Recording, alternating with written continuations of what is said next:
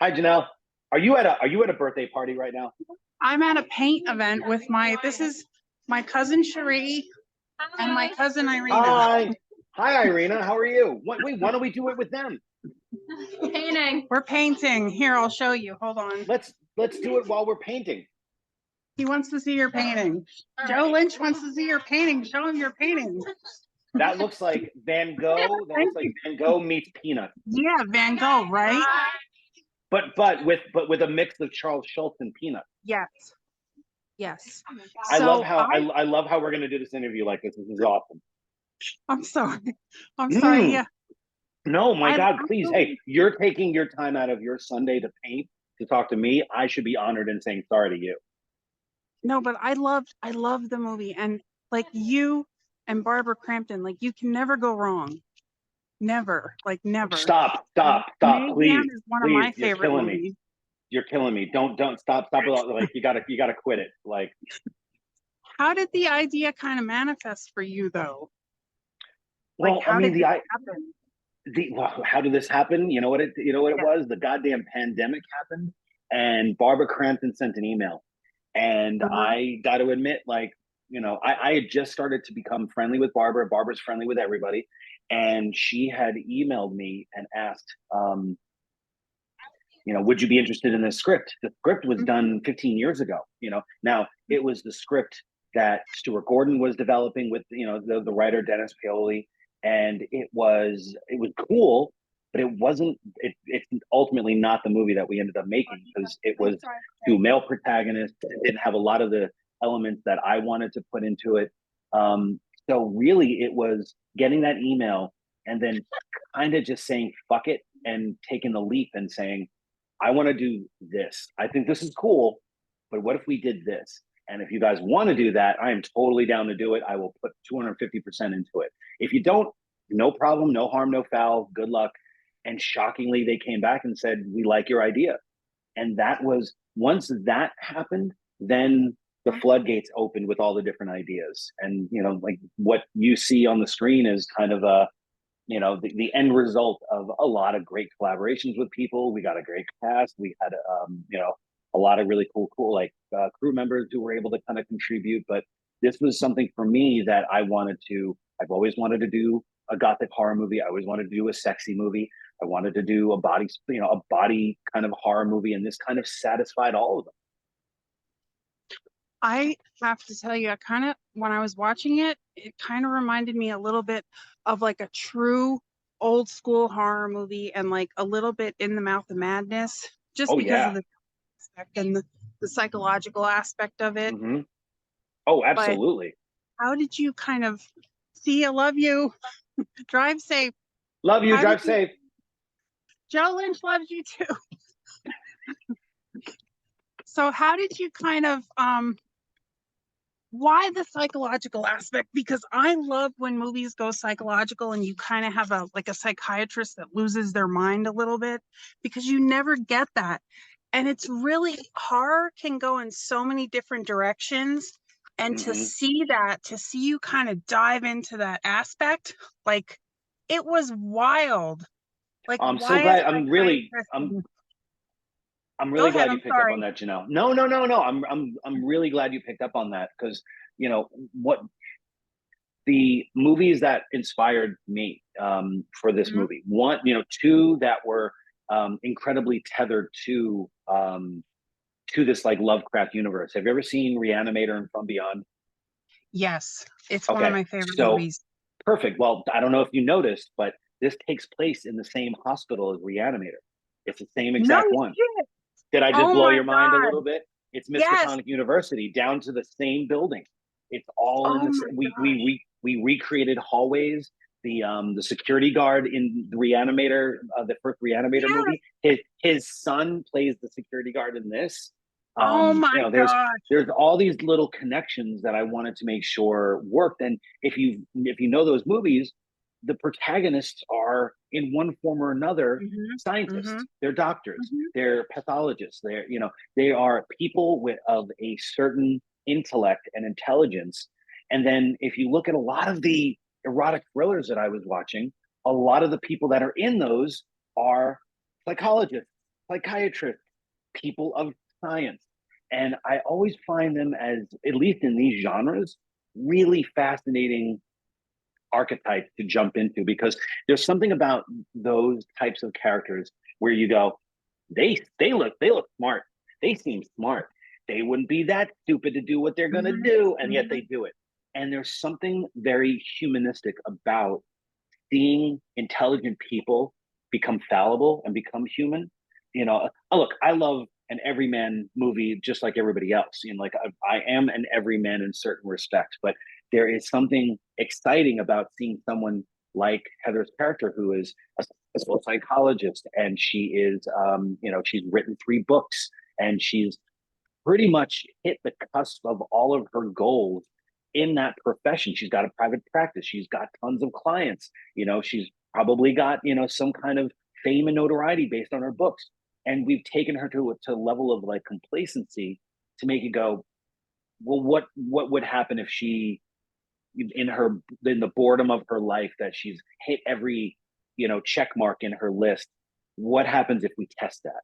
And there's something about that side of science that really intrigued me to go into the psychological side of this, because as much as there's blood and gore and sex, there was a lot of discussion about the themes of this, about the gender fluidity of it, and the psychological terms of sexuality, and the agency of owning one's body as opposed to losing control of one's body. And these were all things that, I got to admit, were very therapeutic to me, personally speaking. And I was able to take all that, especially in the time in my life that we were writing it and developing it and actually shooting it, and even up to now.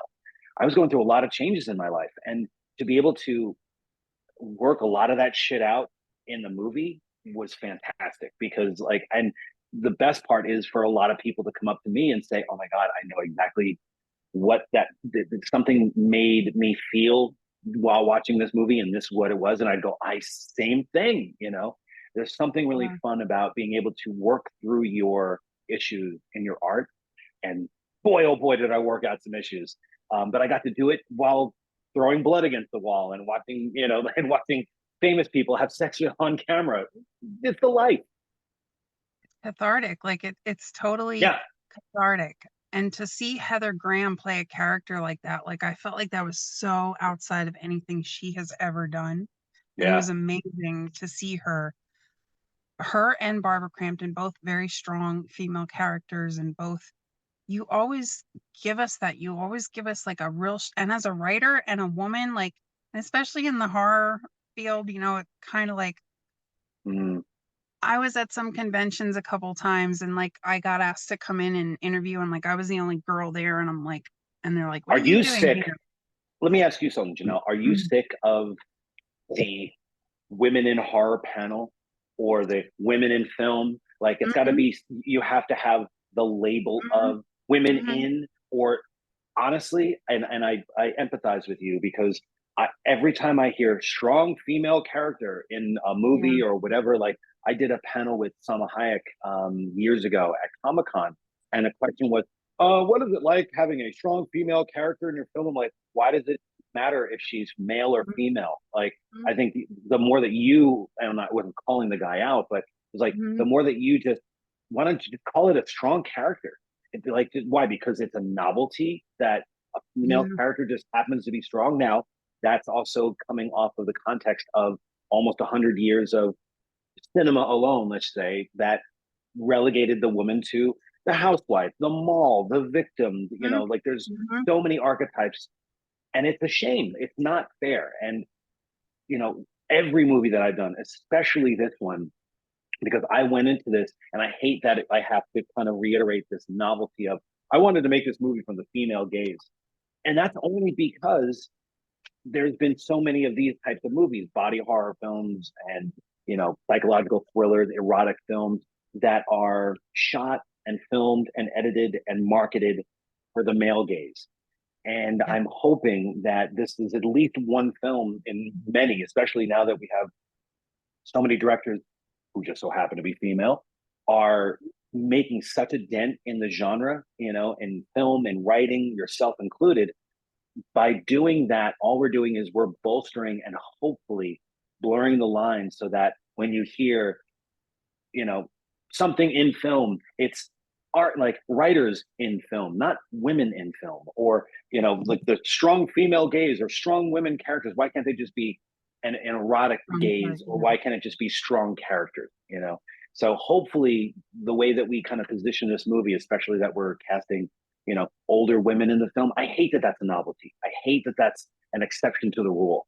Hopefully this will blur those lines further. I agree with that. And I guess my last question, because I know I'm probably going way over, but what are you No, no, you're working good. You're on? good. What are you working on next? And what do you want to say to everyone that's going to be watching Suitable Flesh? What do you kind of want them to Um, know from your perspective? I'll take the latter part first. What do I want people to see or say? I honestly, I want the audience to go enjoy going on a ride. It might not be for everybody. It's not everyone's cup of tea, but there's nothing wrong with that. Because, you know, if I wanted to make something for everybody, this movie would be 50% of what it would be. It would be a diluted version of that. All of my favorite films were likely, you know, either very divisive when they first came out or hated, and now they're considered classics. And I'm not saying that our film is a classic. Maybe, you know, 20 years from now, ask me again, you know, or maybe I can, you know, look at the cultural purview of the time and go like, yeah, this movie did actually make a difference. Right now, I can't.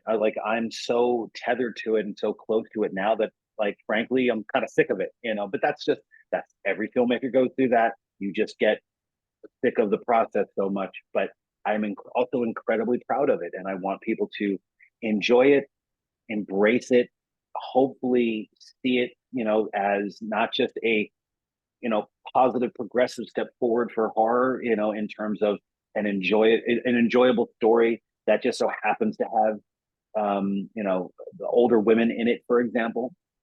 That's but at the same time, maybe look at your own sexual identity a little bit when you're watching the film, or maybe afterwards, you know, just kind of take a little self check and say, you know, what are my fetishes? What would it be like if I lived in someone else's skin? What would I do with that skin? You know, it is a cautionary tale at times, but it's one that I think is a lot of fun. And then in terms of what I'm doing next, honestly, I am hopefully going to fucking Disneyland after this whole thing is over, because it's only me out here doing the old, you know, song and dance for the movie, which is great. I'm incredibly blessed, but it's a lot of work. You know, I want to make sure that we're getting the word out to as many people as possible. So once this dies down, I can get back to work. There's a couple things, you know, every filmmaker has like a couple things in the fire. Right now, I'm fully in, you know, like promo mode and making sure that the world knows as much about Suitable Flesh as possible. And then when that all dies down, I will get back to work. Sounds good. Well, it was an honor as always, and I thank you so much. And thank you for making another. And it's going to be a classic. It's already a classic. I mean, to me at least. But Oh, thank I you, Janelle. love your Seriously. films and your writing, your directing. You're awesome. So thank you so much. Thank you for Ah, making me stop. Get better. out of here. Now go back to painting. I will. Go make some real art. You don't need to do my crap. Go make some actual art and tell You all make your friends I real said art. hi. I will. Thank you. Take All right, care. bye Thank bye. you so much. Bye. Thanks. And